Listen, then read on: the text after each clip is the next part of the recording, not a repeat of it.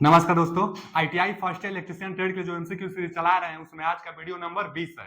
पीछे 19 video complete हो चुका है, आप जाकर प्लेलिस्ट में विजिट कर सकते हैं। तो आइए चलते हैं पहले क्वेश्चन की तरफ। क्या है पहला क्वेश्चन कि what is the function of circuit breaker. देखिए सर्किट ब्रेकर पहले होता क्या है। तो सर्किट ब्रेकर दो इसमें पॉइंट होते हैं, एक मूविंग पॉइंट और एक फिक्स पॉइंट, एक मूविंग पॉइंट और एक फिक्स्ड पॉइंट। तो चाहे मूविंग कॉइल कहते हैं, एक मूविंग कॉइल जो मूव करती है, गति करती है, और यह मूव कब करता है, जैसे यहाँ से सप्लाई जुड़ा रहेगा तो एक मूविंग पॉइंट ना मूव कब करेगी, जब ओवरलोड होगा ना। जब आपके घर में आप सर्किट ब्रेकर बाहर लगा दिए और जैसे ओवरलोड होगा तो मूविंग कॉइल मूव कर और अलग हो जाएगा। देखिए ये क्या है, मूविंग कॉइल है, मूविंग पॉइंट है, और ये फिक्स्ड पॉइंट है तो ये यहीं रहेगा, फिक्स्ड पॉइंट वहीं रहेगा। अब क्या हो जाएगा कि यहाँ से सप्लाई अलग हो जाएगी तो अब करंट उधर जाएगा नहीं, तो सर्किट ब्रेकर अलग हो जाता है कब, जब लोड ज्यादा होता हो। तो मेकिंग कॉन्टेक्ट और नॉर्मल कंडीशन, तो नॉर्मल कंडीशन में थोड़े होगा। मेकिंग कॉन्टेक्ट एट नॉर्मल, असामान्य स्थिति में कह रहा है कि तो असामान्य स्थिति में होगा, लेकिन मेकिंग मतलब कॉन्टेक्ट को बनाएगा तो नहीं, कॉन्टेक्ट को अलग करेगा। आगे ब्रेकिंग ऑटोमेटिकली नॉर्मल कंडीशन, तो यही सही है कि असामान्य स्थिति में स्वतः ही अलग होगा, कॉन्टेक्ट को दूर करेगा, ब्रेक करेगा। इसलिए C option is right answer. आते हैं अगले क्वेश्चन की तरफ। एमसीबी में धात्विक पट्टी का कार्य क्या है। जो एमसीबी होता है ना, एमसीबी जी, एमसीबी में ना दो प्लेटें होते हैं, तो उनका कार्य क्या होता है एमसीबी का, तो जब ओवरलोड होगा ना तो वह प्रोटेक्शन करेगा। एमसीबी जो होता है, एमसीबी नीचे गिर नहीं, एमसीबी घर में लगा होता है तो एमसीबी गिर जाएगा। कब गिरेगा, जब लोड ज्यादा होगा, जब लोड ओवरलोडेड हो जाएगी तो एमसीबी नीचे गिर जाएगी। तो वही ओवरलोड के कंडीशन में प्रोटेक्शन देता है एमसीबी। अगला क्वेश्चन क्या है कि अवशिष्ट धारा, देखिए ना दिया है रेजिडुअल करंट सर्किट ब्रेकर, इसका फुल फॉर्म क्या होता है, मतलब शॉर्ट नेम क्या होता है, RCCB, residual current circuit breaker. CB मतलब सर्किट ब्रेकर, तो रेजिडुअल करंट सर्किट ब्रेकर का फुल फॉर्म भी पूछ देता है। तो residual current circuit breaker RCCB का फुल फॉर्म होता है, और यह क्या करता है तो शॉक न लगे आपको, मतलब झटका से बचाता है, झटके से सुरक्षा प्रदान करता है। ए ऑप्शन इज राइट आंसर। और ये क्या करता है, प्रोटेक्शन फ्रॉम लीकेज करंट, तो इसको हम लोग कहते हैं अर्थ लीकेज सर्किट ब्रेकर, ईएलसीबी। अर्थ लीकेज सर्किट ब्रेकर जो होता है लीकेज करंट से प्रोवाइड कराता है और शॉक से बचाता है जो हम लोग को, तो क्या कहते हैं हम लोग, तो आरसीसीबी, उसका नाम भी है रेजिडुअल करंट सर्किट ब्रेकर। आते हैं अगले क्वेश्चन की तरफ। अगला क्वेश्चन क्या है, अस्थायी प्रतिस्थापनों के लिए जो वायरिंग होती है ना, तीन चार प्रकार से वायरिंग की जाती है। एक तो टेम्पररी वायरिंग, मतलब क्या, अस्थायी, केवल काम चलाने के लिए, क्लिट वायर ठोक कर काम चला लिया जाता है। घरों में जो वायर बिछाकर ऊपर से नहीं एक क्लिप ठोकी जाती है, उसको क्लिट वायरिंग कहते हैं, वो अस्थायी होती है। जो दीवार के अंदर अंदर होती है वो परमानेंट होती है, वो अस्थायी होती है, उसको कंसील्ड वायरिंग कहते हैं। तो यहाँ पर पूछा है अस्थायी, तो क्लिट वायरिंग जो होता है ना अस्थायी वायरिंग है, इसलिए ए ऑप्शन इज राइट आंसर। अगले क्वेश्चन की तरफ, वायरिंग के लूपिंग सिस्टम में फेज कंडक्टर कहां होता है, तो सॉकेट में ना होगा जी। लूपिंग में कोई जोड़ नहीं होता है, लूपिंग कनेक्शन ऐसा वायरिंग कनेक्शन है जिसमें जोड़ नहीं बनाई जाती है और वायर को सीधा ले जाकर सॉकेट में कनेक्शन कर दी जाती है, जोड़ कहीं नहीं, सीधा सॉकेट में कनेक्शन कर दी जाती है। तो D option is right answer. अगला क्वेश्चन है, कितने link BIS, bureau of Indian standard, क्या है, ब्यूरो ऑफ इंडियन स्टैंडर्ड, इसका फुल फॉर्म। तो बीआईएस के अनुसार लिंक क्लिप एक पैकेट में कितना आता है, तो 100 आता है। लिंक क्लिप कितना होता है, तो 100, इसको तो याद करना पड़ेगा ना, बीआईएस के अनुसार 100 क्लिप होता है। फिर आगे देखिए यही कनेक्शन दिया है, आप खुद सोचिए यहां से क्या दिया है कि लाइन वोल्टेज आएगी, ये न्यूट्रल वोल्टेज का है। अब क्या होगा ना कि जैसे सप्लाई आएगी इस स्विच को बंद कर देंगे और यहां से यह स्विच इससे अटैच है, तो एक बल्ब जलेगा, अच्छा जलेगा, तेज जलेगा। लेकिन अगर यह स्विच को यहां अटैच करते हैं, यहां ना अटैच करके, जैसे देखिए यहां ना अटैच करके यह स्विच को यहां से ऐसे इसके साथ अटैच कर दीजिए, इसके साथ नहीं, तो अब क्या होगा ना कि अब यह दोनों बल्ब सीरीज में हो गया और दोनों जलेगा। तो जब दो दो बल्ब सीरीज में हो जाएगा तो थोड़ा डीमा जलेगा पहले की अपेक्षा, क्योंकि पहले अकेले था तो वोल्टेज सारा वोल्टेज उसको मिल जा रहा था, और अब क्या हुआ कि अब दोनों वोल्टेज एक दूसरे को मतलब मिलकर खाएंगे, क्योंकि दोनों सीरीज में है। पैरेलल में ना वोल्टेज बराबर मिलता है, यहाँ पर तो सीरीज में है, तो सीरीज में दोनों वोल्टेज अब मिलाकर उस वोल्टेज के बराबर होंगे, तो इसलिए अब पहले की अपेक्षा थोड़ा धीमा जलेंगे। तो जब यह स्विच यहां से कनेक्ट था तो केवल एक बल्ब जलता तो तेज जलता, लेकिन जब स्विच इससे कनेक्ट हो गया तो दोनों जलेंगे और धीमा। तो जब दो लैंप जलेंगे तो मंद जलेगा और एक लैंप जलेगा तो ब्राइट जलेगा, तो D option is right answer. जब एक लैंप जलेगा तो ब्राइट जलेगा, दोनों जलेंगे तो धीमा जलेगा, तो D option is right answer. आते हैं अगले क्वेश्चन की तरफ।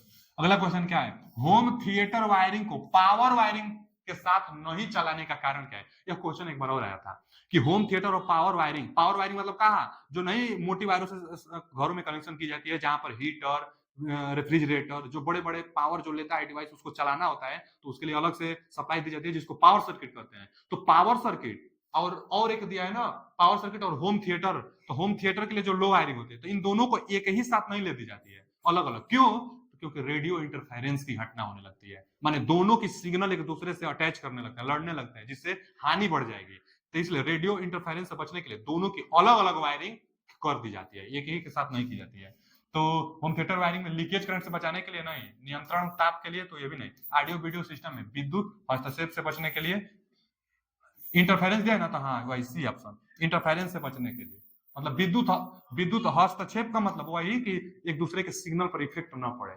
तो विद्युत हस्तक्षेप इंग्लिश में देख लीजिए यहाँ, a wide electrical interference, interference में कोई इफेक्ट न आया, प्रतिबाधा पर इफेक्ट ना आया, इसलिए अलग अलग वायरिंग कर दी जाती है। अगला क्वेश्चन क्या कह रहा है, कह रहा है ना कि यदि अर्थ पाइप की लंबाई बढ़ा दी जाती है तो अर्थ के प्रतिरोध पर क्या प्रभाव पड़ेगा। अर्थ रेजिस्टेंस चाहे इंसुलेटर रेजिस्टेंस लंबाई के व्युत्क्रमानुपाती होता है। देखिए हम एक कंडक्टर का जो चालक होता है, कंडक्टर के लिए, कंडक्टर जिसमें धारा फ्लो होती है उसके लिए हम बता रहे हैं, कंडक्टर के लिए जो प्रतिरोध होता है रो यल बटा में ए, मतलब साफ साफ हम ये बता दें कि रेजिस्टेंस एल के अनुक्रमानुपाती होती है फॉर अ कंडक्टर, कंडक्टर के लिए।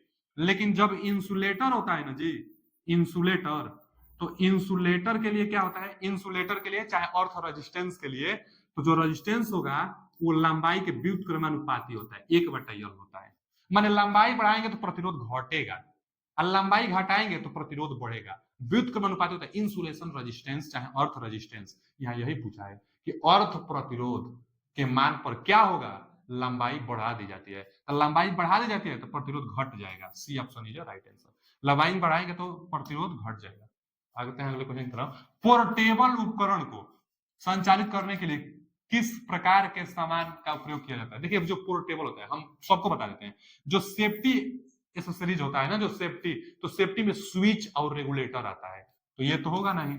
फिर आगे होल्डिंग सामान पकड़ने योग्य माने होल्डिंग एक्सेसरीज, तो जो होल्डिंग एक्सेसरीज होता है ना, होल्डिंग में क्या होता है, जो नहीं बल्ब लगाई जाती है तो होल्डर लगा रहता है ना, तो बल्ब का जो होल्डर होता है वो होल्डरिंग में आता है। और आउटलेट ही इसका सही जवाब होगा, तो बी ऑप्शन गलत है। क्या पूछा है, पोर्टेबल, पोर्टेबल मतलब एक स्थान से दूसरे स्थान तक ले जाने के लिए, तो जो आउटपुट होता है, आउटपुट में क्या आता है, सॉकेट आता है, तो जो सॉकेट होगा उसमें प्लग को आप ले जाकर खोज देते हैं, तो आपका जो भी फाइन वाइन हो या जो भी डिवाइस हो वो आउटपुट आपको देने लगते हैं। जो पोर्टेबल जो एक स्थान से दूसरे स्थान तक ले जा सकती है वो किसमें आएगी, तो प्लग में आप खोजेंगे, प्लग किसमें आता है, तो आउटलेट में आता है, तो इसलिए आउटलेट सही है। कंट्रोलिंग में क्या आता है, तो कंट्रोलिंग में वो आता है, कंट्रोलिंग जो कंट्रोल जो डिवाइस जैसे रेगुलेटर भी इसमें आ जाएगा, स्विच आ जाएगा, फ्यूज आ जाएगा, वो सब कंट्रोलिंग में आता है। तो आउटलेट में क्या होगा, तो पोर्टेबल उपकरण, C option is right answer. आगे, उचित कार्य और बुनियादी सुरक्षा के लिए कौन सा कुचालक आवश्यक है। तो देखिए ना, उचित मतलब अच्छा कार्य के लिए, कार्यात्मक कुचालक, बी ऑप्शन। फंक्शनल जो इंसुलेशन होंगे ना उचित कार्य के लिए, मतलब अच्छे कार्य के लिए जो फंक्शनल, नाम में सही पता चल जा रहा है कि उचित कार्य और बुनियादी सुरक्षा के लिए कौन सा कुचालक, कार्यात्मक कुचालक, B option is right answer. उचित कार्य के लिए जो कार्यात्मक हो, फंक्शनल हो। आगे, फ्यूज किस प्रकार के सामान के अंतर्गत आता है, अभी हम बताए थे, जो फ्यूज होगा कंट्रोलिंग के तहत आएगा, ए ऑप्शन इज राइट आंसर। नहीं, फ्यूज पूछा है ना, फ्यूज के लिए सेफ्टी, फ्यूज क्या करता है, सेफ्टी प्रदान कराता है, तो फ्यूज के लिए सेफ्टी एक्सेसरी। आउटलेट में तो प्लग लगाएगा, होल्डिंग में तो वो होल्डर आएगा जिसमें बल्ब लगता है, और कंट्रोलिंग में क्या लगता है, कंट्रोलिंग में कंट्रोल जैसे रेगुलेटर और स्विच, जबकि फ्यूज बोला है तो फ्यूज सेफ्टी में आता है, तो C option is right answer, fuse safety accessories है। आगे, what is the expansion of, मतलब फुल फॉर्म पूछा है ईसीसी का, तो ईसीसी का फुल फॉर्म क्या होता है, अर्थ, एकदम याद कर लीजिए, अर्थ कंटिन्यूटी कंडक्टर, ईसीसी शार्ट में बोला जाता है, इसका फुल फॉर्म होता है अर्थ कंडक्टिविटी कंडक्टर, अर्थ कंटिन्यूटी कंडक्टर, अर्थ कंटिन्यूटी कंडक्टर।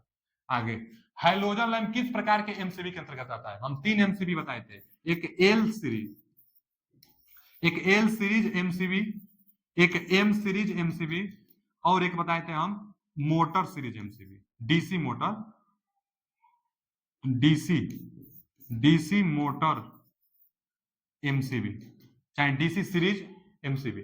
तो देखिए एल सीरीज हम बताए थे ना कि जहां रजिस्टिव लोड होता है ना वहां लगता है, और एम सीरीज जहां इंडक्टिव लोड होता है वहां लगता है, और ये तो डीसी मोटर के लिए लगता है, डीसी मोटर के लिए। डीसी मोटर अगर बोले तो लोकोमोटिव दिया था, लोकोमोटिव, क्योंकि जो लोकोमोटिव होता है लोकोमोटिव में लगता है डीसी सीरीज मोटर, जो ट्रेक्शन रेलवे ट्रेक्शन में होता है तो वहां पर डीसी मोटर वाला। और एम सीरीज जहां पर इंडक्टिव लोड हो, इंडक्टिव लोड हो, इंडक्टिव लोड, और ये जहां पर रेजिस्टिव लोड, जहां पर रेजिस्टिव लोड। तो क्या पूछा है, हाइलोजन लैंप। हाइलोजन लैंप को ध्यान से देखिएगा, वायर से ना इंडक्टर बनाया गया होता है, उसके बाद वही ज्वाला देता है, उज्ज्वल जो देता है रोशनी देती है, तो इंडक्टर बनाया गया होता है। तो इंडक्टर की सुरक्षा इंडक्टिव लोड की एम सीरीज कहाँ है, और एम नहीं जी रहता है, सॉरी जी रहता है, एम सीरीज नहीं, कोई एम सीरीज कोई नहीं होता है, जी सीरीज होता है। तो जी सीरीज एमसीबी, तो यही B option is right answer, G series MCB. और एल सीरीज रजिस्ट्री लोड के लिए, और डी तो मोटर पे देखा दिया है डीसी सीरीज एमसीबी। तो यह लोकोमोटिव में, ये इंडक्टिव लोड में, और ये रजिस्टिव लोड में। तो हाइलोजन लैंप एक इंडक्टिव लोड है, तो इसलिए G series MCB, B option is right answer. अगला क्वेश्चन क्या है, 300 वाट के ऊपर लैंप के लिए किस प्रकार का, तो इसके लिए ना जियोलोथिक चाहे गोलियत कहते हैं, गोलियत क्या, जियोलोथ चाहे Goliath screw holder, Goliath screw मतलब गोलाकार आकृति में होती है, तो गोलियत पेच होल्डर में 300 वाट से ज्यादा के लैंप रहेगा तो ऐसा होल्डर लगाएंगे, गोलियत 300 वाट से ज्यादा तो गोलियत आकृति में। फिर आगे एडब्ल्यूजी का विस्तार क्या है, तो अमेरिकन वायर गेज है। एसडब्ल्यूजी ये कहता है, SWG standard wire gauge, standard wire gauge. AWG American wire gauge, तो इसका A option is right answer. आते हैं अगले क्वेश्चन की तरफ। अगला क्वेश्चन क्या है, इस स्विच का नाम क्या है, तो इस स्विच को इंटरमीडिएट स्विच, दिमाग में बैठा लीजिए। देखिए एक पिक्चर आया था, अगर ऐसे रहेगा तो सिंगल पोल सिंगल स्विच, अगर ऐसे रहेगा तो सिंगल पोल मल्टीपल स्विच, अगर ऐसे रहेगा तो इंटरमीडिएट स्विच। तो C option is right answer, क्या है, इंटरमीडिएट स्विच है। आज का लास्ट क्वेश्चन क्या है, कि वायरिंग है। भैया हम तो बार बार बता रहे हैं कि जब वायर न्यूट्रल अर्थ फेज लाइन जो भी हो वायर दिखा दे और सामान के साथ कनेक्शन करे तो ये वायरिंग डायग्राम होती है। सर्किट डायग्राम में आपको वायर बस एक दिखाएगा, बस क्या क्या सामान लगा है वो दिखा देगा। इंस्टॉलेशन में आपको कितना कितना डाटा क्या क्या प्रयोग हुआ डाटा लिख कर देगा, वायर वायर नहीं दिखाएगा, वो डाटा देगा। लेआउट में तो लेआउट कर दी जाती है, बस उसके लिए मतलब किया जाता है। तो वायरिंग डायग्राम साफे दिख रहा है कि वायर दिख रहा है तो वायरिंग डायग्राम, तो ए ऑप्शन इज राइट आंसर। तो आज के लिए इतना है, मिलते हैं अगले वीडियो में। थैंक यू, धन्यवाद। जो भी डाउट हो कमेंट बॉक्स में पूछ लीजिए।